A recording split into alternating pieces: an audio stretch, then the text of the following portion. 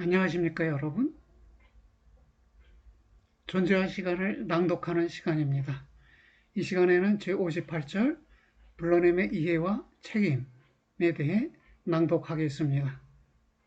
양심의 불러냄을 이해함 속에는 자신의 존재에 대한 책임에 대한 이해도 속해 있다는 것입니다. 자신의 존재에 대한 책임을 하이데거는 책임있게 존재함이라고 표현하는데요. 지금 이번 절에서는 이 불러냄 속에서 어떻게 책임있게 존재함이 드러나는가가 해설되고 있습니다. 원서로는 371쪽입니다. 읽어보겠습니다. 양심의 불러냄의 이해 속에서 들은 내용을 현상적으로 파악하기 위해 불러냄애로 새롭게 되돌아가는 것이 필요하다. 세인 자기를 불러냄이 의미하는 것은 가장 고유한 자기를 이것의 존재 가능, 곧 자기 존재 가능애로 호출함이고 더욱이 현존재로서, 다시 말해 배려하는 세계 내 존재 및 타인들과의 공동 존재로서 호출함이다. 이것의 존재 가능이라는 말은 자기 존재 가능을 말하고요. 자기 존재에 대해 책임있게 존재할 수 있음을 말합니다. 부름이 그리로 호출하는 그것, 즉 자기 존재 가능에 대한 실존론적 해석은 따라서 이 해석이 자신의 방법적인 가능성들 및 과제들에 있어서 자신을 올바로 이해하는 한도에서 하나의 구체적인 개별적 실존 가능성을 한정하기를 원할 수는 없다. 자기 존재 가능에 해당하는 것은 하이데크의 표현으로 하면 그것 때문에 현 존재가 존재하는 그것인데요. 그것을 우리는 간략히 그것 때문임이라고 축약해서 말하고 있습니다. 그것 때문임에 해당하는 것 또는 그것 때문임의 그것에 해당하는 것은 숙박이나 생계나 출세 등입니다. 하이데거 자신이 거론한 사례들이에요. 그런데 바로 이 구체적인 이런 내용을 한정하는 일을 할 수는 없다는 것이에요. 각각의 현 존재마다 다를 수 있으니까. 다만 모든 현 존재가 자기 존재 가능, 즉 그것 때문임을 존재 이유로 삼아 존재한다는 점까지만 말할 수 있다는 것이네요.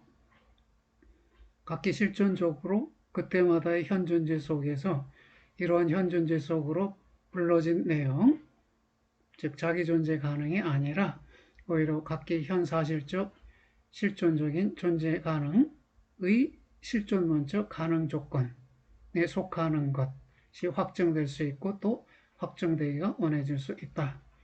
네, 표현 하나하나가 구체적으로 무엇을 가리키는지를 생각하다 보면 다소 복잡해요. 복잡해도 순간순간 무엇을 가리키는지 여러분이 생각해 보셔야 할 것입니다. 여기서 현사실적 실존적인 존재 가능, 이것은 자기 존재 가능 또는 그것 때문임을 나타내는 듯 하고요. 실존론적 가능 조건은 염려이고요. 이것에 속하는 것은 부름의 이해라고 지금의 맥락 속에서 이해될 수 있겠습니다. 부름의 실존적인 들으면서 이해함이 그만큼 더욱 본래적으로 되는 것은 각기 더욱 무관련적으로 현 존재가 자신의 불러내져 있음을 듣고 이해할 때이고, 곧 각기 더욱 적게 사람들이 말하는 것인 합당하고 통용되는 것이 부름의 의미를 전도시킬 때이다. 적게 전도시킬 때이다. 더욱 무관련적으로 이 말은 죽음이 무관련적인 것이죠. 그럼 죽음에 의거해 현 존재가 자신의 불러내져 있음을 듣고 이해할 때이다. 그때 부름의 이해함이 더욱 본래적으로 된다. 그런 말입니다. 그런데 무엇이 본질적으로 불러냄의 이해의 본래성 속에 놓여 있는가? 무엇이 그때마다 부름 속에 본질적으로 우리가 이해하도록 하기 위해 비록 언제나 현사실적으로 이해되어 있지는 않을지라도 주어져 있는가? 어떤 전제적인 것이 아니라 현존재의 자기 존재 가능이 주어져 있겠지요. 이 물음에 대해 우리는 이미 다음과 같은 논지와 더불어 대답을 배정하였다. 부름은 논의될 수도 있을 아무것도 말하지 않고 일어난 일들에 대해 어떠한 지식도 주지 않는다. 부름은 현존재를 앞으로 그의 존재 가능애로 지시하고 더욱이 섬뜩함에서부터의 부름으로서 그리한다. 부르는 자는 과연 무규정적으로 있지만, 즉 익명적으로 있지만, 그러나 그가 그것에서부터 부르는 그런 부름의 유래처는 부름에 대해 아무런 상관없이 남아있지 않다. 그것에서부터 부르는 그런 부름의 유래처는 섬뜩함이 되겠네요. 이 섬뜩함이 부름과 무관하게 있는 것은 아니다. 이러한 유래처는 곧 피투된 개별화의 섬뜩함은 부름 속에서 함께 불러지는데, 다시 말해 함께 계시된다. 어디에로의 앞으로 부름 속에서의 부름의 유래처는 세인을 뒤로 부름의 귀속처, 즉 섬뜩함이다. 유래처가 곧 귀속처가 되네요. 앞으로 부름 속에서의 부름의 유래처는 뒤로 부름에서의 부름의 귀속처인데요. 둘 다 섬뜩함이 되겠습니다. 부름은 하나의 이상적인 일반적 존재 가능을 이해하도록 해주지 않는다. 부름은 존재 가능을 그때마다의 현존재의 그때마다의 개별화된 존재 가능으로 계시한다. 부름의 계시 성격이 비로소 완전히 규정되는 때는 우리가 부름을 앞으로 부르는 뒤로 부름으로 이해할 때이다. 그렇게 파악된 부름회로의 방향잡음 속에서 비로소 물어질 수 있는 것이 무엇을 부름은 이해하도록 해주는가라는 것이다. 말하자면 자기 존재 가능 곧 책임있게 존재함을 이해하도록 해주는 것이겠네요. 그러나 무엇을 부름이 말하는가라는 물음이 더욱 쉽게 또 더욱 확실하게 대답되는 것은 무엇이 모든 양심 경험들 속에서 관행적으로 듣게 되거나 흘려듣게 되는가에 대한 단적인 지적을 통해서가 아닌가. 그리고 그런 무엇은 첫째, 부름이 현존재에게 책임있는 자라고 말을 건다는 것, 혹은 경고하는 양심 속에서처럼 하나의 도덕적으로 책임있는 곳으로 현존재를 지시한다는 것, 혹은 좋은 양심으로서 현존재가 하나의 아무런 책임도 의식하지 않는 것을 인정해 준다는 것이 아닌가. 만약 단지 양심 경험들 및 양심 해석들 속에서 일치적으로 경험된 이러한 책임있는 이라는 것, 이것이 그렇게 전적으로 상이하게 규정되어 있지 않다고만 한다면, 그러면 부름이 무엇을 말하는가에 대한 물음은 더욱 쉽게 또 더욱 확실하게 대답될 것이라는 말입니다. 그리고 비록 이러한 책임있는 이라는 것의 의미가 만장일치로 파악될 수 있으리라고 할지라도 이러한 책임있게 존재함의 실존론적 개념은 어둠 속에 놓여 있다. 만약 그럼에도 현존재가 자기 자신에게 책임있는 자라고 말을 건다면 책임의 이념은 현존재 존재에 대한 해석에서부터가 아니라면 달리 어디로부터 퍼내줘야 하겠는가. 그럼에도 새롭게 다음의 물음이 열려 있다. 누가 어떻게 우리가 책임있게 존재하고 무엇을 책임이 의미하는지를 말하는가. 피투된 현존재가 말하겠지요. 책임의 이념은 자의적으로 생각해내서 현존재에게 강요될 수는 없다. 만약 그러나 여하튼 책임의 본질에 대한 이해력이 가능하다면 이러한 이해력의 가능성은 현존재 속에서 앞서 윤곽지어져 있지 않으면 안 된다. 어떻게 우리는 그 현상, 즉 책임의 드러내매로 우리를 인도해 줄 수 있는 그런 흔적을 발견해야만 하는가? 양심, 책임, 죽음 같은 현상들에 대한 모든 존재론적 연구들은 일상적 현존재 해석이 그것들에 대해 말하는 그런 무엇 속에서 출발하지 않으면 안 된다. 현존재의 퇴락하는 존재 유형 속에 동시에 놓여 있는 것은 현존재의 해석이 대개 있어서 비본래적으로 방향 잡혀 있고 책임의 본질을 맞추지 못한다는 점인데, 왜냐하면 현존재에게는 저 근원적으로 적절한 존재론적 물음 제기가 낯설게 남아있기 때문이다. 그러나 각종의 잘못범 속에는 현상의 근원적인 이념에 대한 하나의 지침이 함께 게시된 채로 놓여 있다. 어디로부터 우리는 그러나 책임있는 이라는 것의 근원적인 실존론적 의, 곧 필투성을 위한 기준을 취하는가? 그 기준을 우리는 이러한 책임있는 이라는 것이 나는 무엇이다. 나는 책임이 있다. 나는 책임있게 존재한다. 의 수로로 출현한다는 점에서부터 취한다.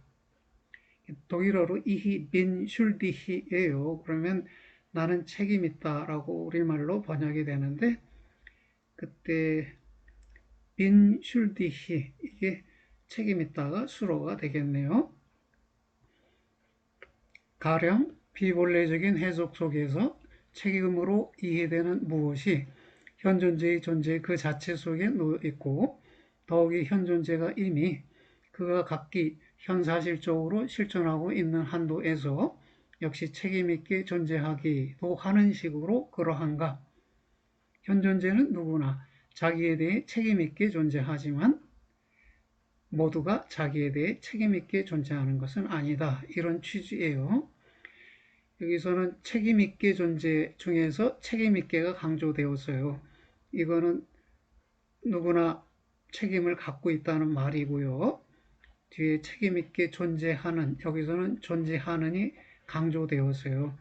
그러니까 책임을 책임이게끔 하는 방식으로 존재하는, 책임의 가능성으로 계시하며 존재하는 그런 의미입니다.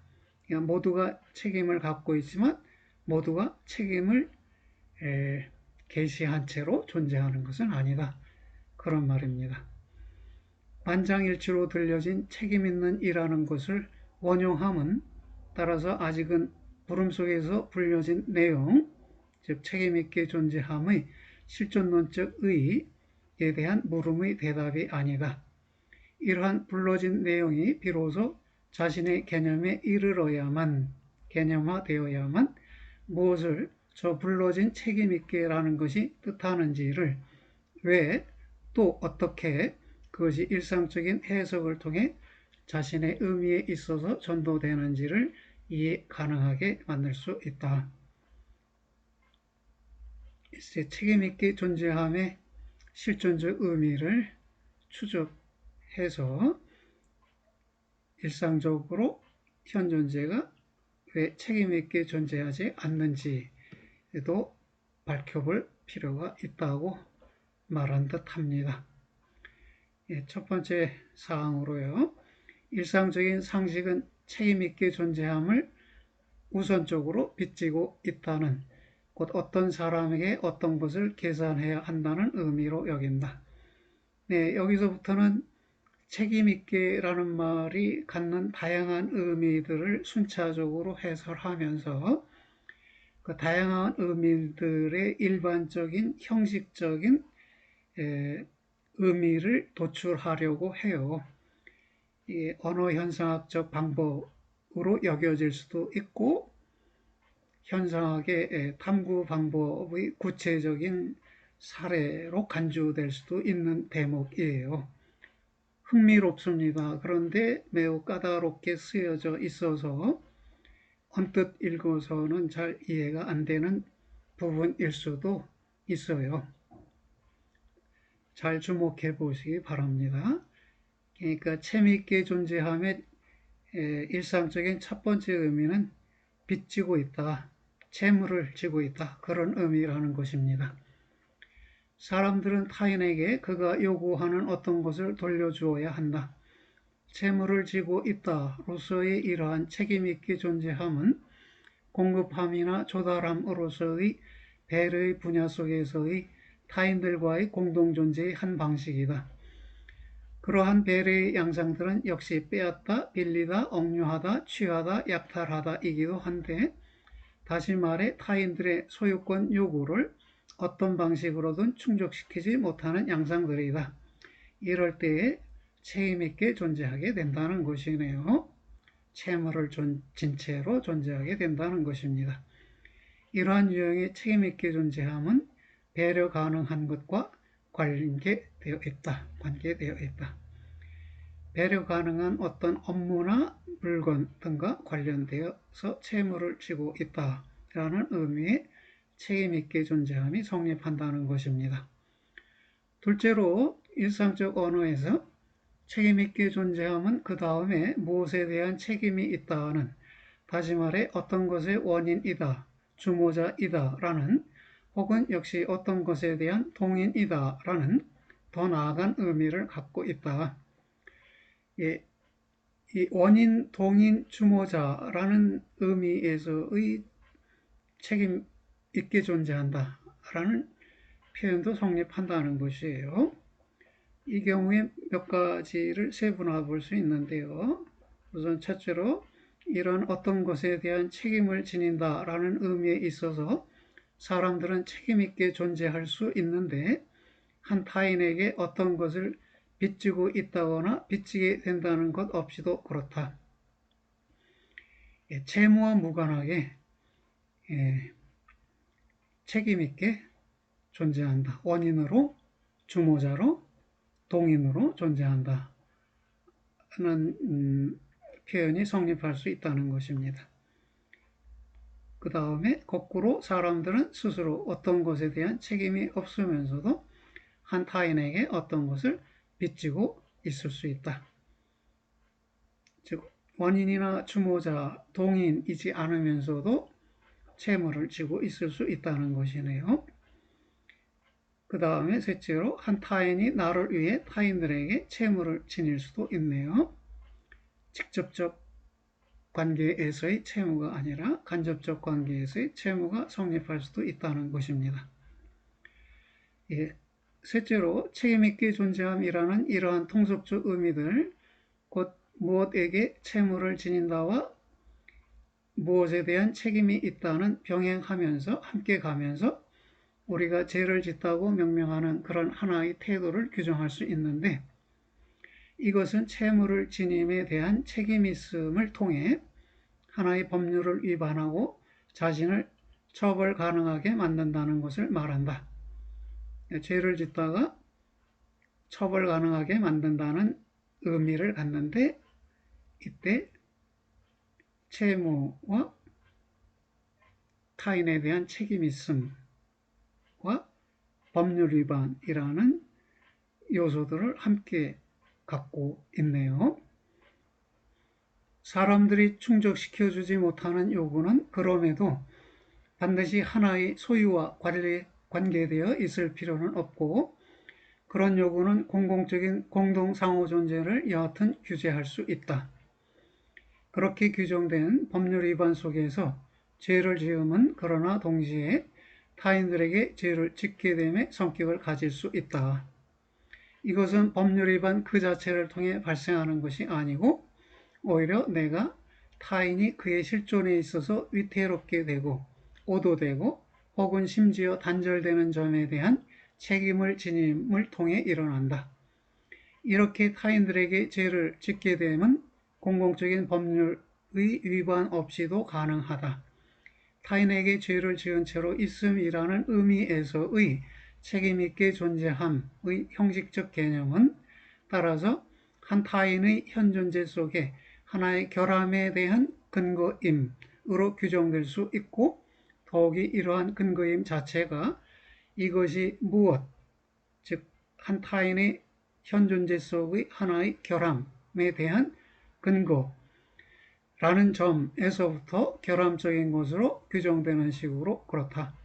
이러한 결함성은 타인들과 함께 실존하는 공동존재에 도달하는 어떤 요구에 대해 충족시키지 못합니다. 이번 단락에서 논의된 것은 책임있게 존재함 내지 책임을 여러 관점에서 해설했는데요. 첫 번째, 채무의 관점에서 책임의 양상들은 빼앗음, 빌림, 억류함 등등이라는 것이고요. 원인의 관점에서 책임의 양상들을 보면 채무 없이 원인적 책임을 짐이 있고, 원인적 책임 없이 채무를 짐이 있고, 원인적 책임 없이 스스로 타인으로의 채무를 짐이 있다는 것입니다. 그리고 죄의 관점에서의 책임의 양상 등을 보면 채무와 책임을 지고 법률을 위반함이 있고, 법률을 위반하고 타인의 실존을 손상함이 있고, 법률 위반 없이 타인의 실존을 손상함, 곧 타인의 현존재 속의 하나의 결함에 대한 근거임이 있다는 것입니다. 이렇게 다양한 책임의 양상들을 거론한 다음에 이제 하이데커는 실존론적 개념으로서의 책임으로 이동해 가고 싶어 하는데요. 어떻게 이동하는지 살펴보겠습니다. 미결로 남아 있어도 되는 것은 어떻게 그러한 요구들이 기원하는지, 생겨나는지, 또 어떤 방식으로 이러한 기원을 근거로 삼아 그러한 요구들의 요구 성격과 법률 성격이 개념화되지 않으면 안 되는가 하는 점이다. 어쨌든 마지막에 언급된 의미의 책임있게 존재함, 곧 한 타인의 현존재 속의 하나의 결함에 대한 근거임은 하나의 도덕적 요구의 위반으로 현존재의 하나의 존재 유형이다. 이 점, 즉 하나의 존재 유형이라는 점은 물론 역시 자신을 처벌 가능하게 만듦으로써의 책임있게 존재함과 채무를 지님으로써의 책임있게 존재함에도 타당하고 적용되고, 또 각종의 무엇에 대한 주모자로서의 책임이 있음에도 타당하다, 적용된다. 역시 그것들도 현존재의 태도들 내지 존재 유형들이다. 사람들이 도덕적 요구의 위반에 대해 도덕적 책임을 지님을 현존재의 하나의 특질로 파악한다면 이로써 말해지는 것은 거의 없다. 그 반대로 그런 식의 파악을 통해 분명하게 되는 것은 단지 이러한 유형, 즉 도덕적 책임을 지님의 현존재의 존재 규정성을 바로 이전의 태도들에 맞세워 존재론적으로 경계 설정하기 위해서는 그러한 성격 규정, 즉 도덕적 책임을 지님을 현존재의 특질로 규정함이 충분하지 않다는 점이다. 도덕적 책임의 개념은 어쨌든 역시 존재론적으로도 거의 해명되어 있지 않는데, 이러한 현상, 곧 도덕적 책임에 대한 다음과 같은 해석들이 지배적인 것으로 될 수 있었고 또 지배적인 것으로 남아있는 식으로 그렇다. 그 해석들은 그 현상의 개념 속으로 역시 처벌 가능성의 이념도 포함시키는, 아니 심지어 누구에게 채무를 지님의 이념도 포함시키는 해석들이거나, 혹은 그 현상조차도 이러한 이념들, 즉 처벌 가능성의 이념과 채무를 지님의 이념에서부터 규정되는 해석들이다. 네. 이로써 그러나 책임있는 이라는 것은 다시금 요구들을 균형 잡으면서 정산함이라는 의미의 배려의 권역 속으로 밀쳐진다. 양심의 현상에 기반을 둔 책임 현상이 아니라 배려의 권역 속에서, 즉 일상성 속에서 이해되는 책임으로 밀쳐진다는 것입니다. 채무를 지님 및 법률 위반에 반드시 관계되어 있는 것이 아닌 그런 책임 현상에 대한 해명이 성공할 수 있을 때는 단지 먼저 원칙적으로 현존재의 책임있게 존재함에 대한 물음이 제기될 때, 다시 말해 책임있는 이라는 것의 이념이 현존재의 존재 유형에서부터 개념화될 때뿐이다. 이러한 목적으로의 책임있는 이라는 것의 이념이 폭넓게 형식화되어서 타인들과의 배려하는 공동 존재에 관계된 통속적인 책임 현상들이 탈락하지 않으면 안 된다. 책임의 이념은 단지 정산하는 배려의 권역을 넘어서 높여지지 않으면 안 될 뿐만 아니라 역시 누군가 그것을 범하면서 책임을 스스로에게 지우는 그런 하나의 당위 및 법률과의 관련으로부터도 분리되지 않으면 안 된다. 왜냐하면 역시 여기서도 책임은 반드시 여전히 결함으로 곧 있어야만 하고 있을 수 있는 어떤 것의 결여로 규정되기 때문이다. 결여는 그러나 전제적으로 존재하지 않음을 말한다. 하나의 당위적으로 있어야 할 것의 전제적으로 존재하지 못함으로써의 결함은 존재자에 대한 하나의 존재 규정이다. 이러한 의미에 있어서는 실존에 입각해서 본질적으로 아무것도 결핍될 수 없는데 실존이 완전할 것이기 때문이 아니라 실존의 존재 성격이 모든 전제성으로부터 구별된 채로 남아있기 때문이다. 책임 현상을 전제적으로가 아니라 실존적으로 파악하려면 책임이 형식화되어서 타인들과의 배려하는 공동존재에 관계된 통속적 책임 현상들이 탈락되어야 한다는 것입니다. 그럼에도 불구하고 책임 있는 이라는 것의 이념 속에는 결함으로 오인되어서는 안 되는 것인 아님이라는 성격이 놓여 있다. 만약 책임 있는 이라는 것이 실존을 규정할 수 있어야 한다면 이와 더불어 이러한 아님 성격을 실존론적으로 해명하는 존재론적 문제가 자라난다. 책임 있다라는 것은 아니다라는 성격을 갖고 있다는 것이에요. 어디로부터의 아니다라는 성격이 주어지는지 그것을 논의하겠다는 것입니다. 현존재는 자기가 계획해서 이 세상에 있는 것이 아니지요. 현존재는 단지 피투되어 있지요. 피투되어 있음 속에는 자기에 의해 계획되어 있지 않다, 계획되어 있지 않다는 점이 즉 아님이라는 성격이 들어있네요. 더 나아가 책임 있는 이라는 것의 이념 속으로 속하는 것은 무엇에 대한 책임이 있음으로서의 책임 개념 속에서 무차별적으로 표현되는 것, 곧 무엇에 대한 근거임, 코른트자인 퓨어이다.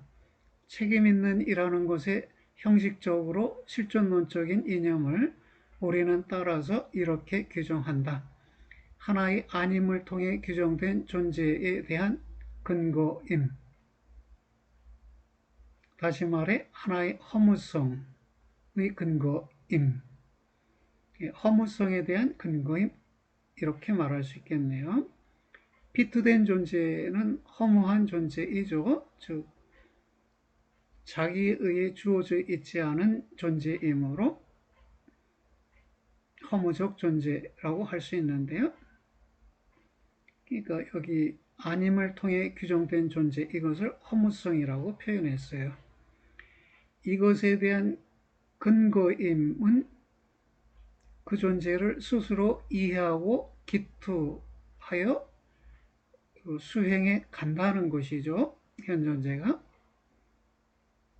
그렇다면 이 책임의 관점에서 현 존재의 존재를 규정한다면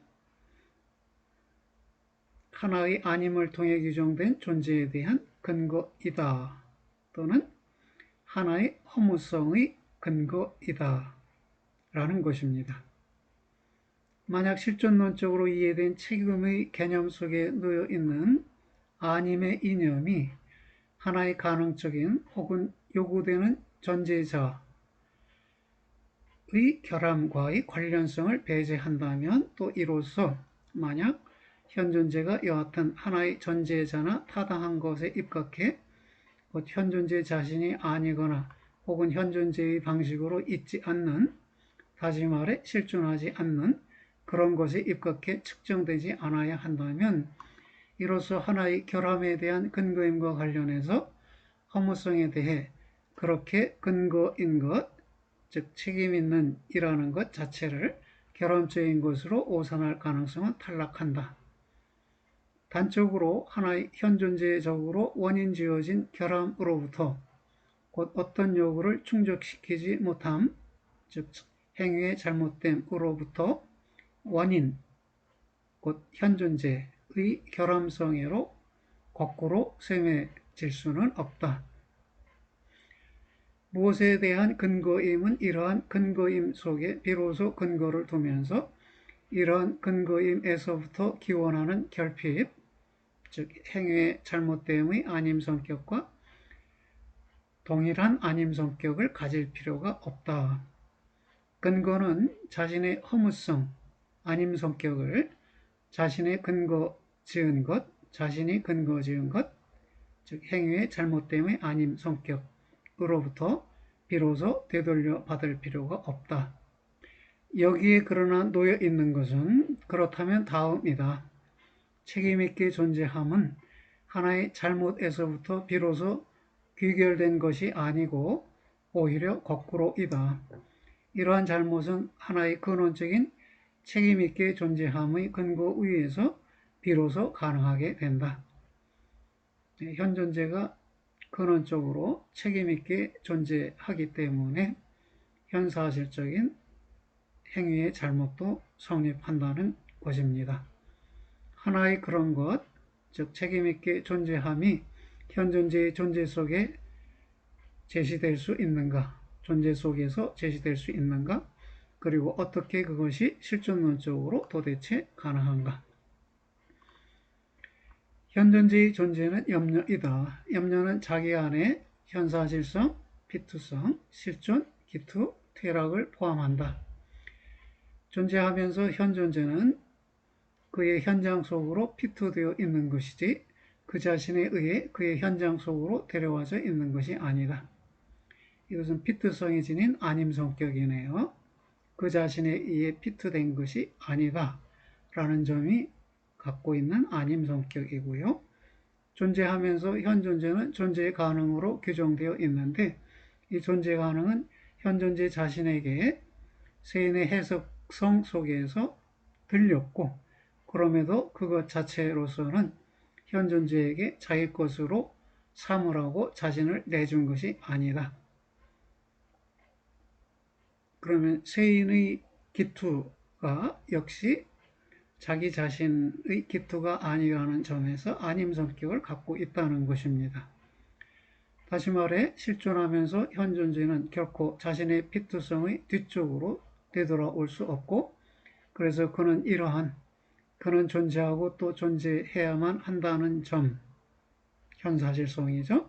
이 점을 각기 고유하게 자신의 자기임에서부터 처음에 풀어내고 나중에 다시 그것을 현장 속으로 인도할 수는 없다.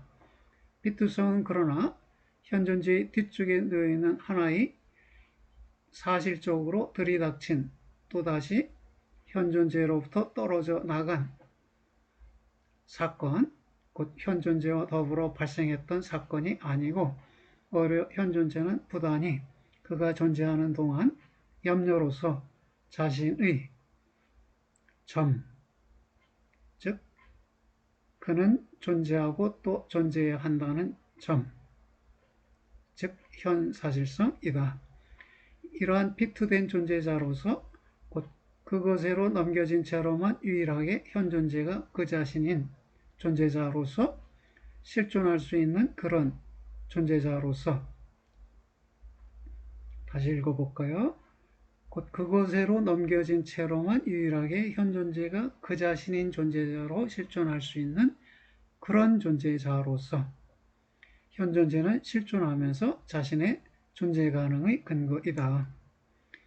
비록 현존재가 그 근거를 스스로 마련했던 것은 아닐지라도 그는 그 근거의 무거움 속에 머무는데 이 무거움을 현존재에게 기분이 부담으로 명백하게 한다.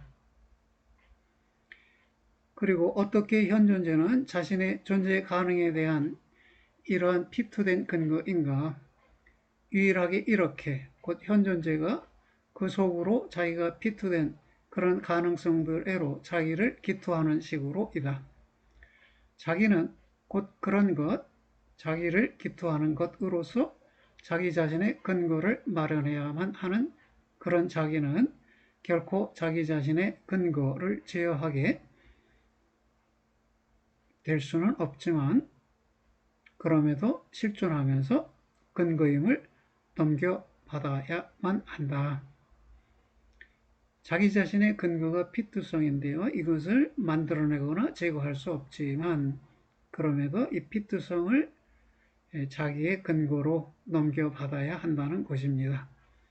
고유한 피투된 근거임, 이것이 염려에게서 문제시되는 존재 가능이다. 근거이다. 근거로 존재해야 한다는 점이 염려에게 문제시되는 존재 가능이네요. 자기 자신의 존재 가능에 대한 피투된 근거이면서 다시 말해 피투된 것으로 실존하면서 현존재는 부단히 자신의 가능성들 뒤에 뒤처진 채로 남아있다. 현존재는 실존하면서 결코 자신의 근거 앞에 있지 않고 오히려 각기 단지 그 근거에서부터 또 이러한 근거로서 있다. 근거이다 라는 점은 따라서 자신의 가장 고유한 존재를 근본적으로 결코 제어하지, 곧 만들거나 제거하지 못함을 말한다. 이러한 아님이 피투성의 실존론적 의의에 속한다. 피투된 근거이면서 현존재 자신은 자기 자신의 하나의 허무성이다. 허무성은 결코 전제적으로 존재하지 않음이나 존속하지 않음을 의미하지 않고 오히려 현존재의 이러한 존재를 곧 그의 피투성을 구성하는 하나의 아님을 뜻한다. 허무성은 아님을 뜻한다는 것이에요.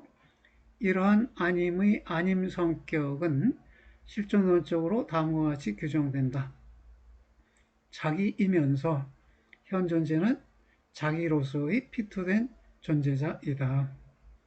그러나 현존재는 현존재 자신을 통해서가 아니라 오히려 현존재 자신애로 근거에서부터 풀려난 채로 이러한 근거로서 있는 것이다. 곧 그 자신애로 피투된 존재자로서 자기의 근거이다라는 말이네요. 현존재가 스스로 자신의 존재의 근거라는 점은 근거가 고유한 기투에서부터 비로소 기원하는 한도에서 그런 것이 아니지만 분명 그러나 현존재는 자기 존재로서 자신의 근거의 존재이다. 자신의 근거의 존재이다. 이 말은 자신의 근거인 존재이다. 이렇게 이해되네요. 이러한 근거는 언제나 단지 그것의 존재가 근거임을 넘겨받아야만 하는 그런 한 존재자의 근거일 뿐이다. 네, 매우 복잡하게 쓰여졌는데요. 간략히 요약해보면 이렇습니다. 현존재가 피투성의 근거인 것이 아니라 피투성이 현존재의 근거이다. 피투된 현존재는 자기에 대한 근거이지만 피투된 근거라는 점에서 허무적 근거이다. 네, 이런 취지로 이해됩니다. 현존재는 실존하면서 자신의 근거인데 다시 말해 현존재가 자신을 가능성들에서부터 이해하는 식으로 또 그와 같이 자신을 이해하면서 피투된 존재라는 식으로 그렇다. 이 점 속에 놓여 있는 것은 그러나 다음이다.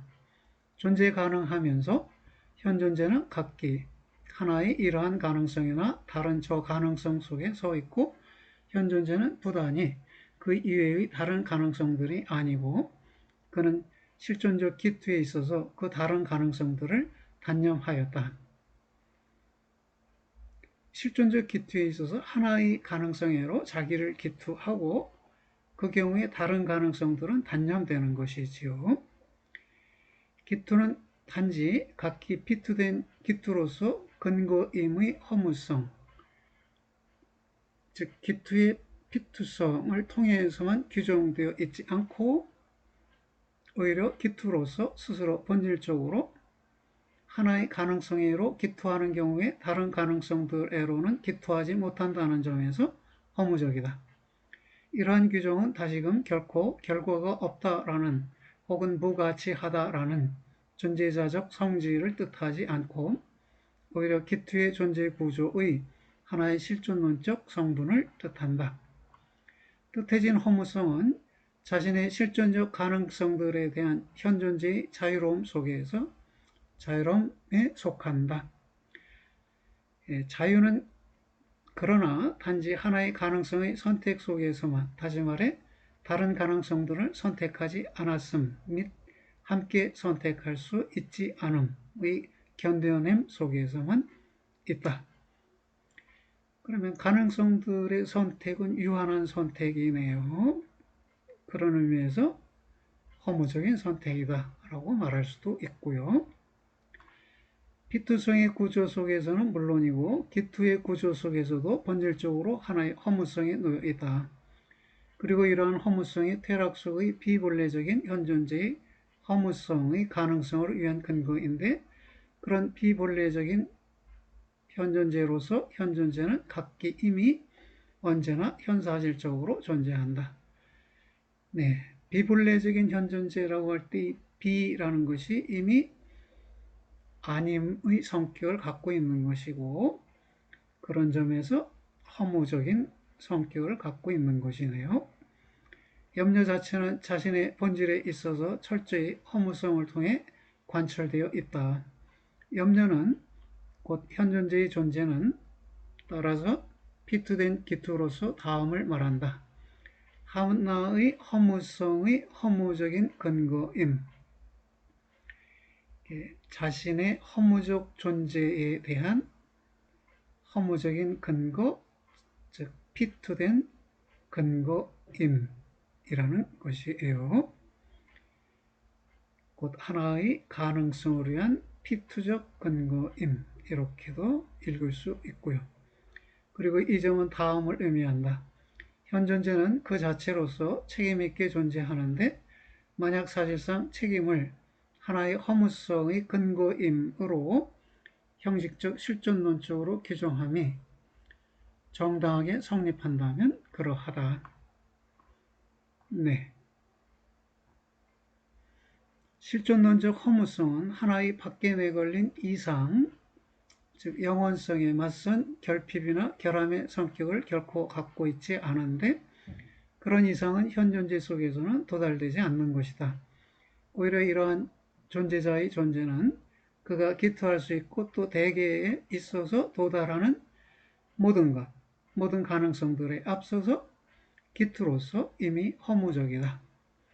하나의 가능성에로만 기투할 수 있기 때문에 다른 가능성들에로는 기투할 수 없고, 그런 점에서 허무적이다. 이러한 허무성은 따라서 역시 현존재에게 때때로 출현하여 그에게 어두운 특질로서 달라붙는 것, 곧 현존재가 매우 충분히 진보했을 때 그가 제거할 수도 있을 그런 어두운 특질로서 달라붙는 것이 아니다. 그럼에도 불구하고 이러한 실존론적 허무성의 아님 성격의 존재론적의 시간성을 가리키는 표현으로 보이는데요. 이것은 여전히 어둡게 남아있다. 그러나 이 점은 아님 일반의 존재론적 본질에 관해서도 타당하다. 아님 일반의 존재론적 본질은 시간을 가리키는 듯해요. 과연 존재론과 논리학은 아님에게 많이 강요했고, 이를 통해 부분적으로, 즉 긍정과 반대되는 부정 속에서 아님의 가능성들을 볼 수 있게 만들었지만, 아님 자체를 존재론적으로 드러냄 없이 그리했다. 존재론은 아님을 부정태로서 눈앞에 발견하였고 그것을 사용하였다. 도대체 그러나 각종의 아님이 하나의 결함이라는 뜻에서의 부정태를 의미한다는 점은 그렇게 자명한가? 아님의 적극성이 그것과 아님의 적극성은 그것이 긍정과 함께 넘어감, 곧 지향을 구성한다는 점 속에서 다 길어내지는가? 긍정과 부정의 종합 의해서 지향이 이루어진다는 것이 변증법이죠. 지향은 넘어감을 의미하고요. 왜 모든 변증법은 부정을 자신의 도피처로 삼으면서도 그와 같은 것, 즉 부정과 아님 자체를 변증법적으로 근거 세우지 않는가? 아니 역시 단지 문제로서만으로도 고정할 수 없는가? 사람들은 여하튼 각기 아님 성격의 존재론적 근원, 염려의 허무성을 문제로 삼았는가? 혹은 이에 앞서 아님 성격의 가능성이라는 문제들이 그것들의 근거 위에서 제기될 수 있는 그런 조건들, 즉 비투성, 기투, 태랑만이라도 추구했는가? 그리고 그런 조건들은 존재 일반의 의에 대한 주제적인 해명 속에서가 아니라면 달리 어디서 발견될 수 있어야 하는가? 네. 이미 책임현상의 존재론적 해석을 위해서는 게다가 거의 투명하지 않은 결핍과 결함이라는 개념들로는 충분하지 않은데, 비록 이러한 개념들이 충분히 형식적으로 파악된 채로 하나의 폭넓은 이용을 허용한다고 할지라도 그렇다. 최소한으로도 책임이라는 실존론적 현상애로는 악의 이념, 곧 선의 결핍으로서의 악의 이념애로 방향잡음을 통해 더욱 가깝게 갈 수 있는 것이 아니다. 선과 결핍이 동일하게 전제자의 존재론 속에 존재론적 유래를 갖고 있는 것처럼 이러한 전제자의 존재론도 역시 그것들에서부터 이끌어내진 것인 가치라는 이념에 기속되는 것이다. 자신의 존재가 염려인 존재자는 단지 현사실적인 책임을 질 수 있을 뿐만이 아니고 오히려 근본적으로 자신의 존재에 대해 책임있게 존재하는데, 그러한 책임있게 존재함이 맨 처음으로 현 존재가 현사실적으로 실존하면서 책임있게 될 수 있다는 점에 대한 존재론적 조건을 내준다. 이러한 본질적인 책임있게 존재함이 동일 근원적으로 도덕적인 선과 악을 위한, 다시 말해 도덕성 일반 및 이 도덕성의 현사실적인 가능한 형성들을 위한 실존론적 가능 조건이다. 도덕성을 통해서 근원적인 책임있게 존재함이 규정될 수는 없는데, 왜냐하면 도덕성은 자기 자신을 위해 이미 책임있게 존재함을 전제하기 때문이다. 네. 현 존재가 실존론적으로 이미 책임있게 존재하기 때문에 도덕적일 수 있다는 것입니다. 그러나 어떤 경험이 현 존재의 이러한 근원적인 책임있게 존재함을 옹호하는가? 사람들은 그럼에도 다음과 같은 반대 물음도 잊지 않을 것이다. 책임은 단지 책임의식이 깨어있게 될 때 거기에 있는 것이 아닌가? 계시되어 있는 것이 아닌가? 혹은 책임이 잠자고 있다는 점 속에서 바로 잠에서 깨어져야 할 근원적인 책임있게 존재함이 고지되지 않는가? 이러한 근원적인 책임있게 존재함이 우선적으로 또 대개 있어서 계시되지 않은 채로 남아 있다는 점, 곧 현 존재의 퇴락하는 존재를 통해 폐쇄된 채로 유지된다는 점은 단지 앞에서 말해진 퇴락의 허무성을 드러낸다. 비본래성을 드러낸다. 책임있게 존재함이 그것에 대한 각종의 즉 의식이나 깨어있음 등보다 더욱 근원적인 것이다. 그리고 단지 현 존재가 그의 존재의 근거에 있어서 책임있게 존재하고 또 피투된 채로 퇴락하는 존재자로서 자신을 자기 자신에게 폐쇄하기 때문에 양심이 가능한 것인데, 만약 사실상 불음이 이러한 책임있게 존재함을 근본적으로 이해하도록 해준다고 하면 그런 것이다. 네, 불음은 염려의 불음이다. 책임있게 존재함이 우리가 염려라고 부르는 존재를 구성한다. 섬뜩함 속에서 현 존재는 근원적으로 자기 자신과 함께 서 있다. 그 섬뜩함은 이러한 존재자를 그의 차단되지 않은 허무성 앞으로, 곧 그의 가장 고유한 존재 가능이라는 가능성, 속한 허무성 앞으로 데려온다. 존재 가능의 가능성에 속한 허무성 그랬는데요. 이것은 고유한 존재 가능이라는 자기 존재 가능, 책임 있게 존재할 수 있음에 속한 허무성 앞으로 데려온다는 말로 이해되고요. 염려로서의 현 존재에게 그의 존재가 문제시되는 한도에서 현 존재는 섬뜩함에서부터 현사실적으로 퇴락하는 쇠인으로서의 자기 자신을 자신의 존재 가능애로 부른다. 불러냄은 앞으로 부르는 뒤로 부름이고, 앞으로라는 것은 스스로 그 자신인 비트된 존재자를 실존하면서 넘겨받을 가능성 속으로라는 것이고, 뒤로라는 것은 비트성을 그가 실존 속으로 받아들여야만 하는 그런 허무적인 근거로 이해하기 위해 비트성 속으로라는 것이다. 양심의 앞으로 부르는 뒤로 부름이 현 존재에게 이해하도록 해주는 것은 현 존재가 곧 현 존재의 허무적인 기투의 허무적인 근거가 현 존재의 존재의 가능성 속에 서 있으면서 세인 속으로의 상실성에서부터 자신을 자기 자신에게로 되찾아야 한다는 점, 다시 말해 책임있게 존재한다는 점이다. 현 존재가 그런 식으로 자신에게 이해하도록 해주는 것은 그렇다면 어쨌든 자기 자신에 관한 하나의 지식일 것이다. 그리고 그러한 부름에 상응하는 들음은 책임있는 이라는 현 사실에 대한 지식을 얻음일 것이다. 그러나 심지어 부름조차도 책임있게 존재함애로 호출함이라는 성격을 가져야만 한다면 양심의 이러한 지식을 얻게 해준다는 해석은 양심의 기능의 하나의 완전한 전도됨애로 우리를 인도하지 않는가? 네. 책임있게 존재함애로 호출한다는 것, 이것은 양심이 가책하는 자신의 사악함애로의 호출을 말하지 않는가? 네, 그렇게 해석될 여지도 있다는 것입니다. 물론 하이데거의 견해는 거기에 반대하는 것이고요. 이러한 부름에 의, 즉 사악함에로의 호출을 역시 가장 폭력적인 해석도 양심에게 부과하려고 하지는 않을 것이다.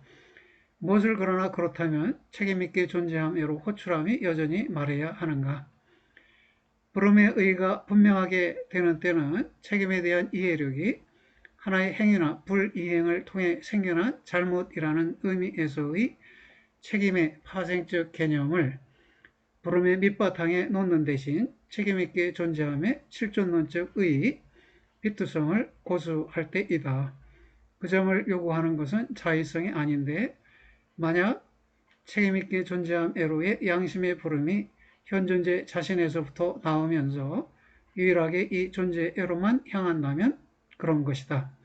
그렇다면 그러나 책임있게 존재함애로 호출함이 의미하는 것은 내가 각기 이미 현 존재로서 그것인 그런 존재 가능애로 앞으로 부름이다. 이러한 존재자는 과실들이나 잘못들이나 불이행들, 이행하지 않은 것들을 통해 비로소 자신에게 하나의 책임을 줄 필요가 없고 그는 단지 본래적으로만 그가 그것으로 존재하는 그런 책임있는 자이어야 한다. 불러냄의 올바로 들음은 그렇다면 자신의 가장 고유한 존재 가능 속에서 자신을 이해함과 다름없고 다시 말해 가장 고유한 본래적인 책임있게 될 수 있음으로 자신을 기투함과 다름없다. 이러한 가능성으로 기투하면서 자신이 앞으로 불려지게 함이 자기 안에 포함하는 것은 부름에 대해 현 존재가 자유롭게 됨, 곧 불러내질 수 있음에 대해 준비되어 있음이다.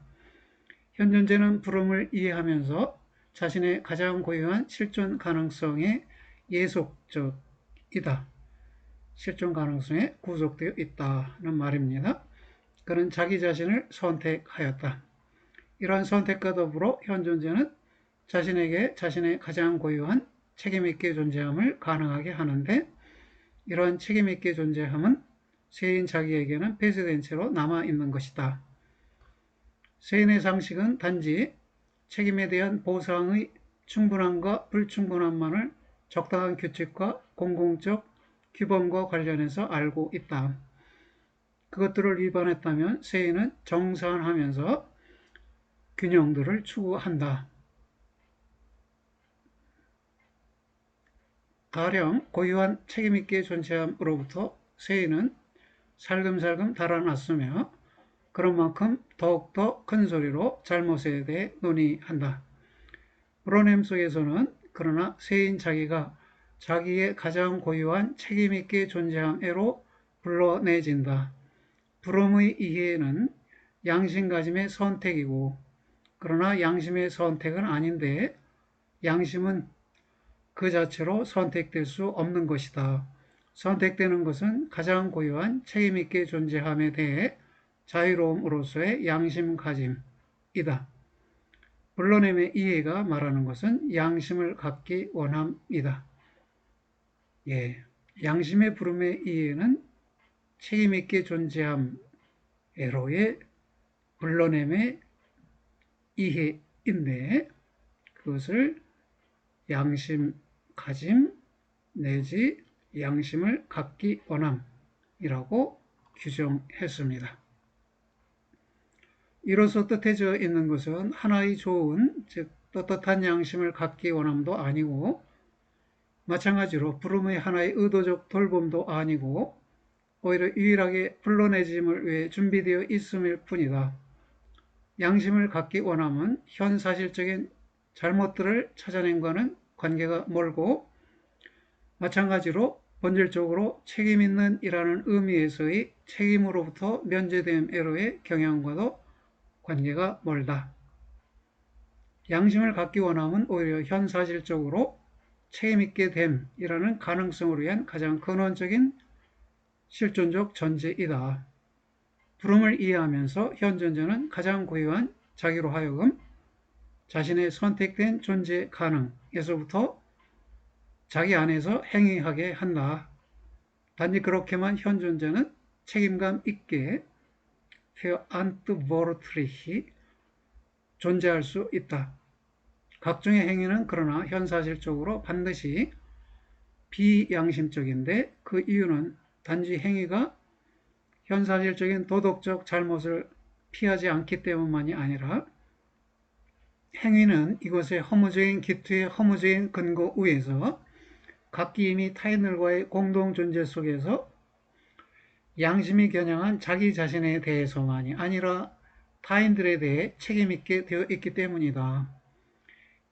양심은 자기 자신만을 겨누는데 현 존재가 타인도 고려한다면 이것은 양심의 부름에 위배되는 것이니까 비양심적이다 이렇게 표현을 했어요. 그렇게 양심을 갖기 원함은 본질적인 비양심적임을 넘겨받음으로 되는데 게비슨로시카이트 이건 양심 없음이네요. 다만 이러한 비양심적임의 내부에서만 또는 양심 없음의 내부에서만 좋게 존재할 실존적 가능성이 성립한다. 비록 양심의 부름이 지식을 위해 아무것도 내주지 않을지라도 부름은 그럼에도 단지 비판적일 뿐이지 않고 적극적이다. 부름은 현 존재의 가장 근원적인 존재 가능을 책임있게 존재함으로 계시한다. 양심은 따라서 책임있게 존재함에 대한 현 존재의 존재에 속하는 증언으로 드러나고 이러한 증언 속에서 양심은 이러한 현 존재 자신을 그의 가장 고유한 존재 가능 앞으로 부른다. 그렇게 증언된 본래적인 존재 가능이 실존론적으로 더욱 구체적으로 규정될 수 있는가? 그보다 선행적으로 다음의 물음이 제기된다. 네. 현 존재 자신 속에서 증언된 존재 가능의 앞에서 수행된 명백한 제시가 하나의 충분한 명증을 주장할 수 있는가?